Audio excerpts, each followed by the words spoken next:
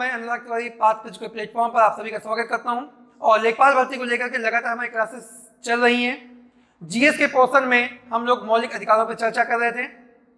मौलिक अधिकारों में आज हम लोग की तीसरी क्लास है और इस पर हम लोग बात करेंगे कि यदि किसी व्यक्ति के मौलिक अधिकारों का हनन होता है, उसे उसके मौलिक अधिकार प्राप्त नहीं होते हैं, तो ऐसी दशा में वो क्या कर सकता है, उसके पास क्या संवैधानिक अधिकार संविधान निर्माताओं ने दिया है, इन सभी चीज़ों पे हम लोग चर्चा करेंगे। और बाकी क्लास के लिए पिछली वीडियोस के लिए ऊपर आई बटन शो हो रहा है, वहाँ पे जाकर के आप क्लिक कर सकते हैं और पिछली क्लासेस देख सकते हैं। तो आइए क्लास को स्टार्ट करते हैं।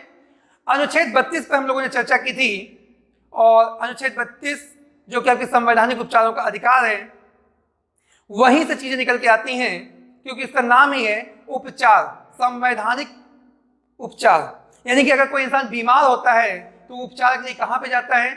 निश्चित तौर पे अस्पतालों में जाता है, अस्पताल जाएगा। लेकिन यदि किसी व्यक्ति के मौलिक अधिकारों का हनन होता है, उसे उसके मौलिक अधिकार प्राप्त नहीं हो रहे होते हैं, तो वो कहाँ जाएगा?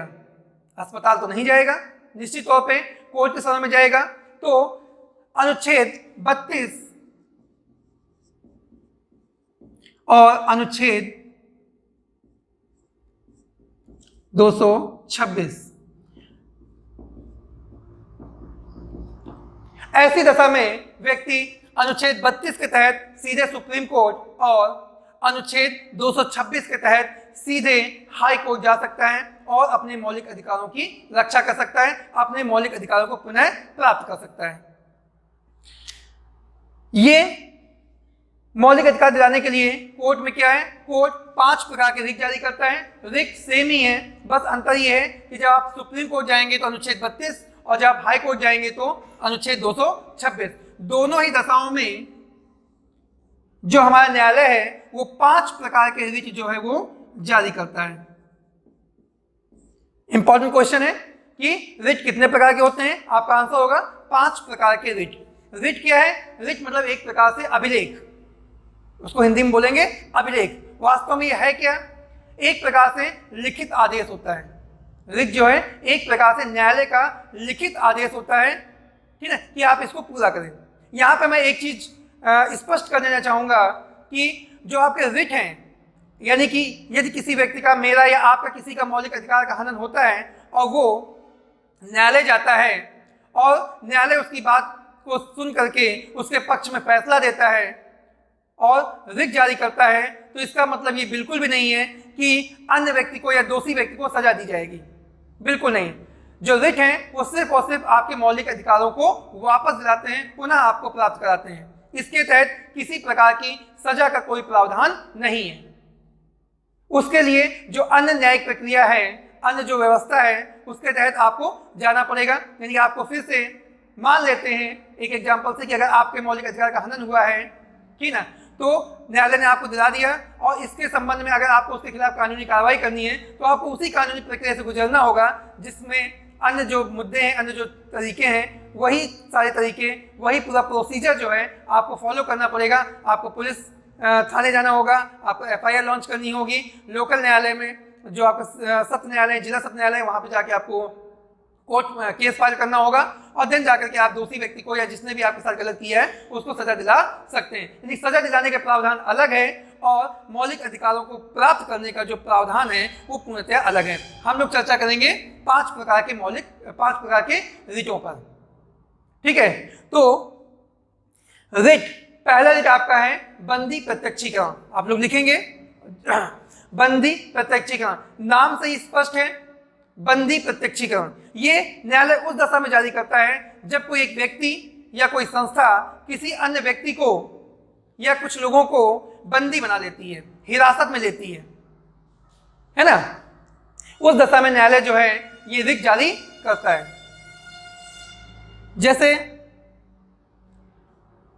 फॉर एग्जाम्पल के लिए कई बार देखा होगा कि आजकल माहौल सही नहीं है, कुछ बच्चियां जबरदस्ती करती हैं, तो जो माता पिता हैं वही उसको घर से निकलना बंद कर देते हैं और उसको बंदी बना लेते हैं, है ना। तो क्या ये रिट वहां पे काम करेगा? बिल्कुल करेगा, है ना। आप कोर्ट के समय में जा सकते हो, है ना। या कई बार आपने देखा होगा जो पुलिसकर्मी हैं वो किसी को उठा के ले गए, है ना, बाद में उनके परिजन पहुंच रहे हैं, बोले आप लेके आए थे, है ना, बोले हम तो लाए नहीं थे, है ना। तो ऐसी दशा में भी आपका जो बंदी प्रत्यक्षीकरण रिट है वो काम करेगा।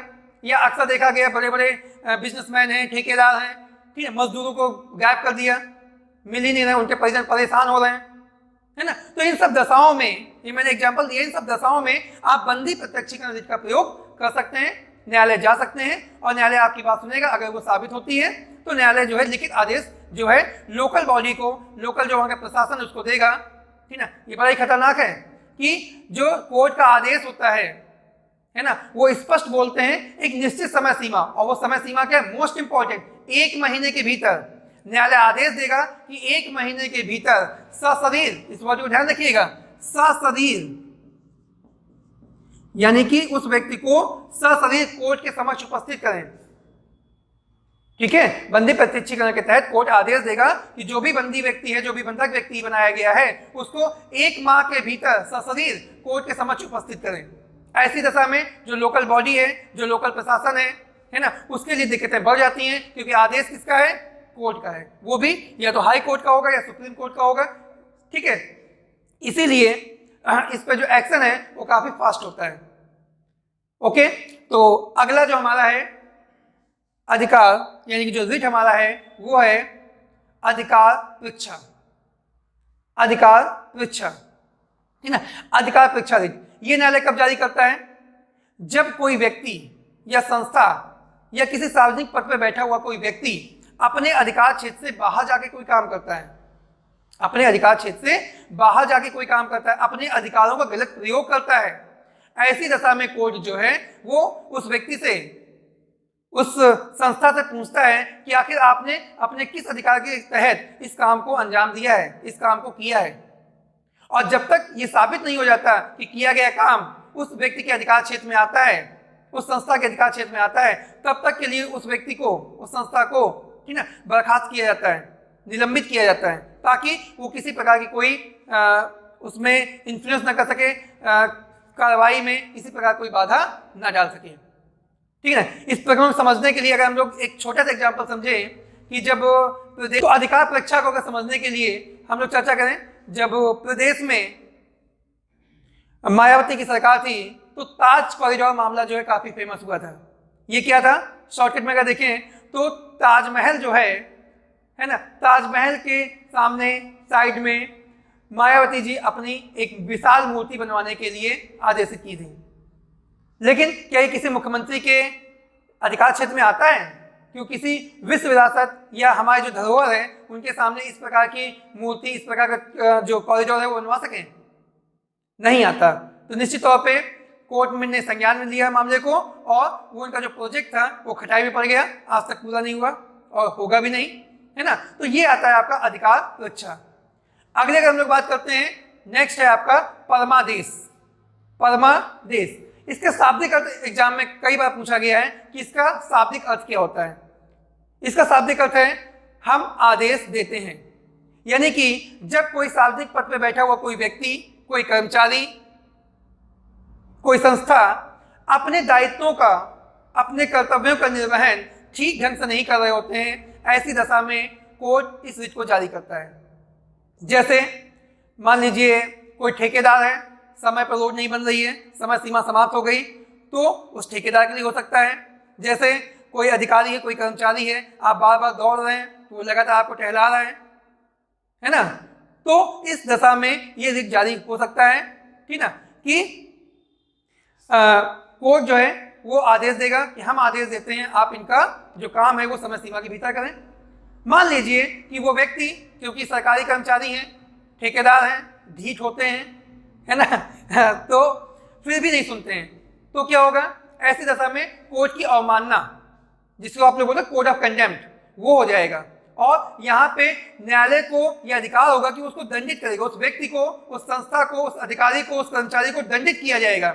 अनुच्छेद, अगर सुप्रीम कोर्ट की बात करें तो अनुच्छेद 129, है ना, और अगर हाई कोर्ट की बात करें तो अनुच्छेद 215, ठीक है। इंपॉर्टेंट है आपका अनुच्छेद 129 जो है सुप्रीम कोर्ट की अवमानना किससे संबंधित है, और 215 जो है हाई कोर्ट की अवमानना से संबंधित है। तो ऐसी दशा में कोर्ट जो है वो एक्शन लेगा और निश्चित तौर पर उनको दंडित करेगा अगर वो कोर्ट के आदेश के बाद भी, अगर वो परमादेश के बाद भी अपने कर्तव्यों का निर्वहन नहीं करते हैं।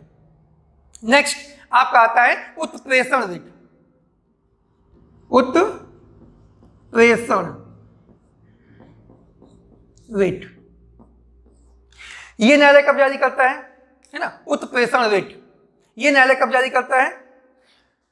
जब निचली अदालतों से व्यक्ति को न्याय मिलने की उम्मीद ना हो, यानी कि जिस व्यक्ति के खिलाफ हम लड़ रहे हैं वो मान लीजिए कहीं का विधायक है, सांसद है, वो अपने प्रभाव का प्रयोग करेगा और निश्चित तौर पे निचली अदालतों से वो अपने पक्ष में फैसला ले लेगा, या जिससे हम लड़ रहे हैं उससे हमें जान का खतरा है, निश्चित तौर पे वो हमारी हत्या करवा देगा। अक्सर मूवी में आप लोग देखते होंगे, है ना? तो ऐसी दशा में जब हमें उचित न्याय, हमें लगता है कि निचली अदालतों से, जिला न्यायालय से, सत्र न्यायालय से हमें न्याय की प्राप्ति नहीं होगी, ऐसी दशा में आप सीधे हाई कोर्ट अनुच्छेद 226 के तहत या सीधे सुप्रीम कोर्ट अनुच्छेद 32 के तहत जा सकते हैं और गुहार लगा सकते हैं कि भाई सामने वाला व्यक्ति बहुत बड़ा बाहुबली है ना? तो हमारे जो ऐसी दशा में जो न्यायालय आपका है वो उत्प्रेषण रिट जारी कर सकता है और उस पर्टिकुलर केस को, आपके मुकदमे को सीधे अपने अधिकार क्षेत्र में ले लेगा, यानी कि निचली अदालतों से कोई मतलब नहीं रहेगा और वो मुकदमा जो है वो सीधे आपका हाई कोर्ट या सुप्रीम कोर्ट में चलने लगेगा और निश्चित तौर पे वहां पे किसी भी बाहुबली का, किसी भी प्रभावशाली व्यक्ति का जो इंटरफेयर होगा, जो प्रभाव होगा, वो वहां काम नहीं करेगा। ठीक है, तो ऐसी दशा में उत्प्रेषण रिट जो है वो जारी किया जाता है। नेक्स्ट पांचवा अधिकार आपका आता है और वो है आपका प्रतिषेध, प्रोहिबिशन, है ना? प्रतिषेध रिट ये न्यायालय कब जारी करता है? ये न्यायालय तब जारी करता है जब निचली अदालतें, यानी कि जो निचली अदालतें हैं, हाई कोर्ट के नीचे की हैं, ठीक है, वो क्या करती हैं कि अपने अधिकार क्षेत्र से बाहर का जाकर के मुकदमा सुनती हैं। जैसे आपने सुना होगा कि अगर जुर्माना राशि 10,000 तक है तो फला केस में होगी, मतलब फला के कोर्ट में ये जज साहब सुनेंगे। अगर जुर्माना की राशि और 25,000 तक है तो फिर इस कोर्ट में नहीं, अगले जज साहब सुनेंगे, उसको दूसरे कोर्ट में सुनवाई होगी। जैसे तहसील स्तर पर भी चूंकि लेखपाल की क्लासेस चल रही हैं तो वहां पर अगर हम लोग देखें तो कुछ मुकदमे हैं जो कि नायब तहसीलदार के कोर्ट में चलते हैं, है ना, कुछ तहसीलदार के कोर्ट में चलते हैं, कुछ एसडीएम कोर्ट में चलते हैं, है ना। तो इसी प्रकार न्यायपालिका में भी हर जो जज हैं, हर जो न्यायालय है उसकी एक अपनी औकात होती है और उसी जमात राशि के मुकदमे को सुन सकता है। अगर उससे अधिक के मुकदमे सुन रहा है तो निश्चित तौर पे गलत कर रहा है, और ऐसा वो कब करेगा? निश्चित तौर पे जब उसको कोई लालच होगा, लाभ होगा, है ना, या कोई न्यायालय अपने किसी सगे संबंधी, अपने किसी प्रिय व्यक्ति की सुनवाई कर रहा है, तो ऐसी दशा में भी जो व्यक्ति है, जो सामने वाली पार्टी है, ठीक है, वो सीधे हाई कोर्ट या सुप्रीम कोर्ट जा सकती है और प्रतिषेध रिट, जो आपके प्रोहिबिशन रिट है, उसे जारी करा सकता है। इस केस में भी सेम चीज होगी। अगर व्यक्ति की बात सही पाई जाती है तो न्यायालय जो है आपका हाई कोर्ट या सुप्रीम कोर्ट प्रतिषेध रिट जारी करेगा और एक लिखित आदेश पारित करेगा कि उस पर्टिकुलर मुकदमे को वो अपने अधिकार क्षेत्र में ले लेगा और फिर वो मुकदमा निचली अदालतों में न चल करके सीधे हाई कोर्ट या सुप्रीम कोर्ट में चलेगा। तो इस प्रकार से वहां पे भी आपको जो न्याय है वो मिलने की पूरी संभावना हो जाएगी।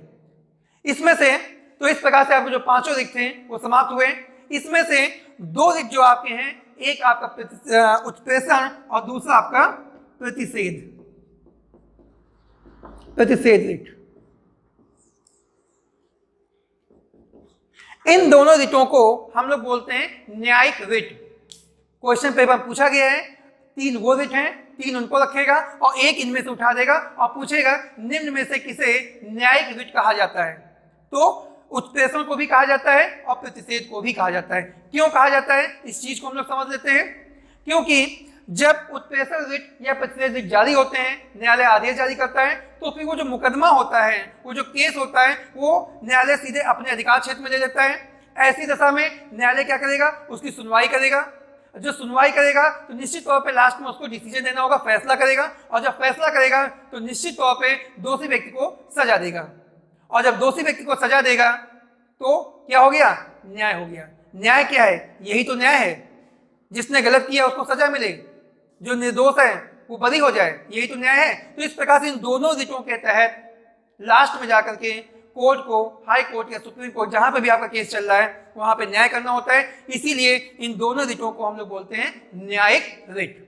ठीक है, तो आज की क्लास के लिए इतना ही। इसी के साथ आपका मौलिक अधिकार का जो पार्ट है वो पूरी तरीके से खत्म हो गया है। नेक्स्ट जो है अगली जीएस की क्लास जल्दी आपके पास आएगी। ठीक है, और आप लोग चैनल को सब्सक्राइब करिए, लाइक करिए, और जो भी आपको लगता है, जो भी सुझाव आपके हैं वो नीचे कमेंट बॉक्स में जा करके जरूर दीजिए। ओके।